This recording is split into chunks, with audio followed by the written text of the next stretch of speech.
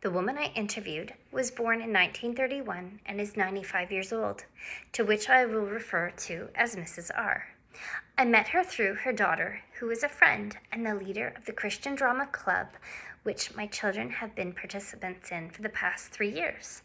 I had seen her before at the performances. Her daughter had publicly credited how supportive her mother has been throughout the years, being at every performance she has ever been involved with. From this small amount of information, I've understood that her mother is an incredible gem.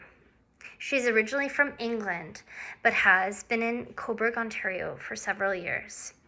She has attended a Baptist church to which my husband and his family spent a decade in the 1990s to early 2000s, and we've been taking our children there for the past 2 years.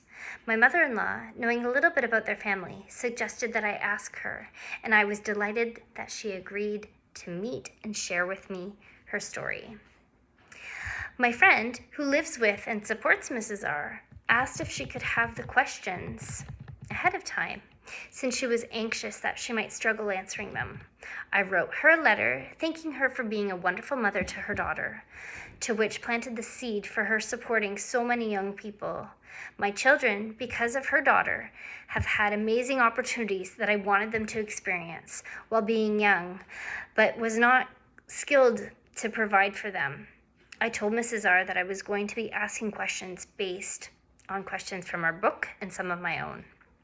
With some of the questions I prepared, I offered to provide prayer about specific instances. For example, in the letter I included, do you know what your love language is? I stated the 5 being words of affirmation, acts of service, quality time, physical touch, gift giving and receiving.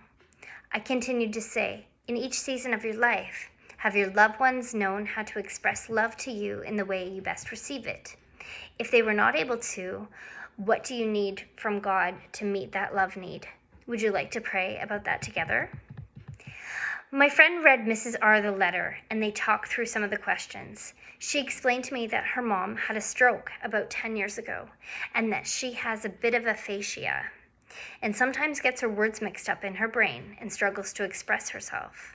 The deeper the question, the more she struggles. She asked if I could walk her through her life story. She gave me some prompts of the highlights to ask her.